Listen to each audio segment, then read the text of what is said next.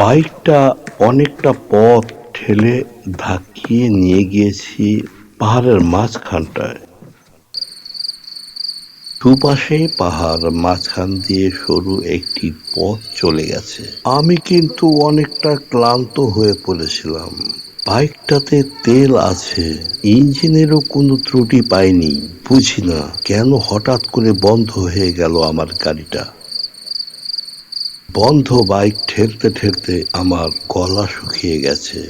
আশপাশটাতে কোনো লোকজন ছিল না, তবে কিছুক্ষণ আগে একটি বাইসাইকেলে করে একটি লোক ঢং ঢং করে বেল বাজাতে বাজাতে চলে গেল। ডেকেও ছিলাম বার দুয়ে, কে শুনে কার কথা। মনে মনে ভাবছিলাম ফরেস্ট ডিপার্টমেন্ট আমাকে অন্য কোথাও ট্রান্সফার করলে পারতো, কোনো চা বাগানে কিংবা কাছে পিঠে কোথাও। বড় কর্তার উপরে কিছুটা রাগও হচ্ছিল। অনেকটা সময় চলেছি, ভারী ক্লান্ত লাগছিল।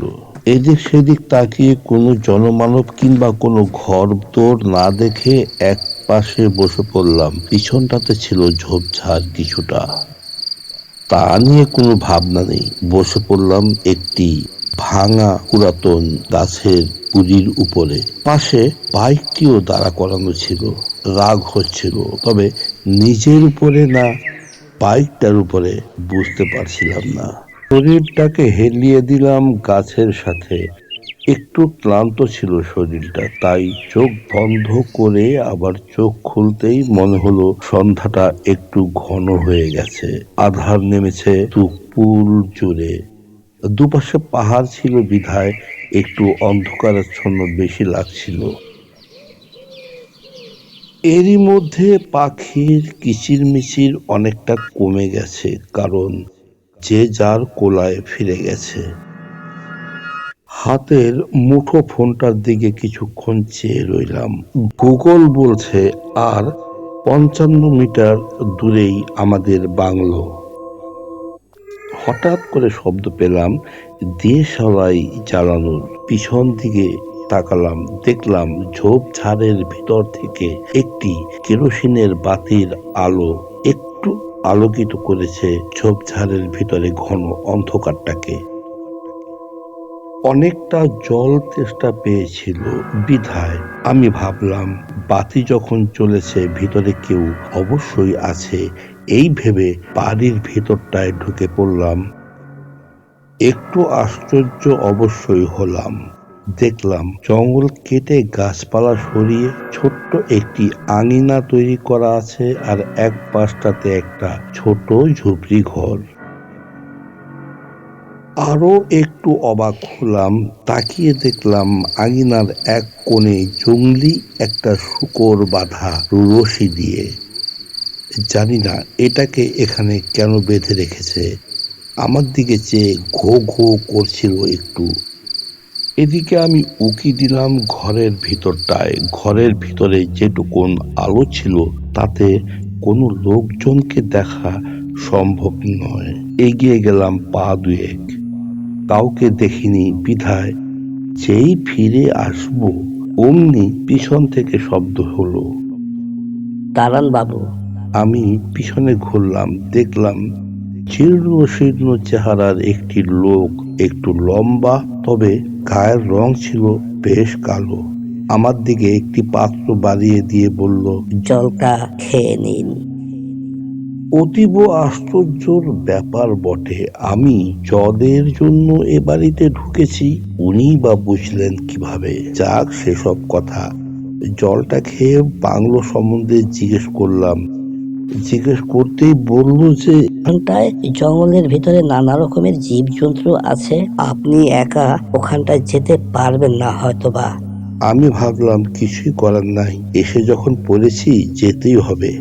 লোকটির গায়ে একটা গেঞ্জি, শতাধিক ফুটো হবে গেঞ্জিতে পরা ছিল। উনি হাতে একটা লাঠি নিয়ে বললেন, চলুন আমার সাথে, বাংলো অবধি এগিয়ে দিয়ে আসি। আমার ৭-৫ ভাবার সময় নেই। লোকটি আগে আগে হাঁটছে এবং আমি পিছনে পিছনে হাঁটছি। লোকের এক হাতে ছিল একটি লাঠি আর এক হাতে ছিল একটি কেরোসিনের হারিকেন, কিন্তু পিছন পিছন ওই শূকরটা হাঁটছিল। মনে মনে ভাবছিলাম, কুকুর বিড়াল অনেককে পালতে দেখেছি, পুষতে দেখেছি, কিন্তু শূকর পালতে কাউকে দেখিনি। মনে পড়ে মিনিট 20 হেঁটেছিলাম, তবে সমতল জায়গা হলে আরো সময় কম লাগতো। এ গাছ ডেঙে ও গাছের পাশ কাটিয়ে এদিক সেদিক ঘুরে ফিরে তা মিনিট 20 লেগেছে। সামনে সরু লম্বা রাস্তা, রাস্তার মাথায় একটি লোক হাতে কেরোসিনের বাতি নিয়ে দাঁড়িয়েছিল। সে নিয়ে আমার মাথা ব্যথা নেই। কুকুর বিড়াল ছাগল যাই পালুক, পালতেই পারে। আমি আমার মতো হাঁটছি, তবে মাঝে মধ্যে যে দু চার কথা তার সাথে বলছিলাম না সেটা ভুল। উনিও বলছিল, আমিও বলছিলাম, সামান্য যতটা পারি বলার জন্য বলা। মিনিট 15-16 হাঁটার পর লক্ষ্য করলাম সরু রাস্তার মাথায় দাঁড়িয়ে আছে আমাদের বাংলোর কেয়ারটেকারটাকে আমি এর পূর্বে কখনো দেখিনি যদিও, তবে তার পোশাক আশাকে মনে হচ্ছে সরকারি কেয়ারটেকার হবে। আমি তাকে কিছু বলিনি। সে তড়িঘড়ি করে আমার দিকে এগিয়ে এসে বলল, রাত বেশি হয়ে গেছে, এই জন্য ভাবছিলাম হয়তো আপনি আসবেন না হুজুর। যাক, এসে যখন পড়েছেন ভালো হয়েছে, রাস্তায় কোনো বিপদ হয়নি তো? আমি বললাম, না, বিপদ হবে কেন, আমাকে এগিয়ে দিতে এসছেন ওরা। বলল, কারা? আমি বললাম, এই তো। এই বলে আমি যেই ঘাড় ঘুরালাম দেখলাম আমার আশপাশে কেউই নেই। বললাম, একটি শূকর। একটি লম্বাটে লোক হাতে লাঠি করে ল্যাম্প হাতে নিয়ে চলে এসেছিল আমাকে এগিয়ে দিতে। লোকটি হা হয়ে আমার দিকে কতক্ষণ চেয়ে রইল। বলল, আপনার আশপাশে আমি কাউকে দেখিনি। আমি অনেকক্ষণ যাবৎ চেয়েছিলাম আপনার আসার পথ চেয়ে, কিন্তু আমি দেখলাম আপনি একাই হেঁটে আসছেন, এজন্য আলোটা নিয়ে আমি এগিয়ে এসেছি। যাক, সেই দিনটা যেমনই ভাবে হয়তো কেটেছে। তারপর দিন সকালে রান্নাঘরে গেলাম, দেখলাম কেয়ারটেকার রান্না চাপিয়ে দিয়েছে। বললাম, কি রাঁধছো? বলল যে এখানে পাহাড়ি মুরগি পাওয়া যায়, পাহাড়ি মুরগি রান্না করছি। আর আমি বয়স হয়ে গেছে, বেশি একটা পদ করতে পারি না, যতটুকু পারবো করে দেব আপনার, তাতে বোধ করি কোনো অসুবিধা হবে না।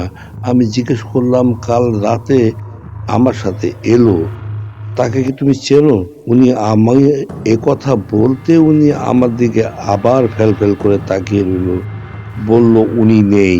উনি নেই মানে? উনি নেই মানে উনি কত হয়ে গেছেন। উনি রান্নার কাজ বাদ দিয়ে আমার দিকে তাকিয়ে এমন ভাবে কিছু কথা বলছিল যেটা আমি এখন আপনাদেরকে বলবো। হজুর, দেখেন, এখানে লোকটা ছিল খুব ভালো। গন্নার খেতি করত, ভুট্টার খেতি করত। এই এলাকাতে সবাই তাকে চিনত। লোক ভালো ছিল, মন্দ না। ওখানটায় যেখান থেকে আপনার বাইকটা সকালে নিয়ে আসলাম, ওর বাম দিকেই ছিল তার একটা শূকরের খামার। শুয়োর পালতো। ফরেস্টের কিছু কালো বাজারি আছে যারা গাছ এখান থেকে ওখানে করে। বিভিন্ন দুষ্কর্মের সাথে যারা জড়িয়ে আছে হুজুর, তারাই একদিন তার খামারের মধ্যে আগুন লাগিয়ে দিল। শুয়োরগুলি সব মরে গেল। দুঃখে কষ্টে কি আর করবে, তার একমাত্র চলাফেরার অবলম্বন ছিল শুয়োরগুলো। সেই খামারের টাকা দিয়েই সে নানান কিছু করত এবং নিজের জীবিকাও চালাতো। বাইকটা যেখান থেকে এনেছি হুজুর, ওই নিশিন্দা গাছটাতে তার ফাঁসি দেওয়া মরা লাশটা ঝুলে পেয়েছে জঙ্গলের মানুষ। আমিও দেখেছি, আমিও হুজুর গিয়েছিলাম। ওর এহেন কথা শোনার পর আমার দিকবিদিক জ্ঞান শূন্য হয়ে গেলাম। হ্যাঁ, নিজ চোখে কয়েকবার ওই পথ দিয়ে যাওয়া আসা করেছি, যখন সরকারি জিপ পেয়েছিলাম বন বিভাগ থেকে তখন। তবে ওই জায়গাটা এমনই আছে, এখনো জীর্ণ শীর্ণ কালো হয়ে পড়ে আছে। পোড়া দাগ 1/2 মাইল দূর থেকে দেখলেও বোঝা যায়। এটা কেমন নিষ্ঠুর, কেমন অমানবিক একটি কাজ। যাক সেসব কথা, তো এখন ফরেস্টে ভালোই আছি। পাহাড়ি মুরগি, তাজা শাকসবজি খেয়ে পরে আরামায়েশে আছি।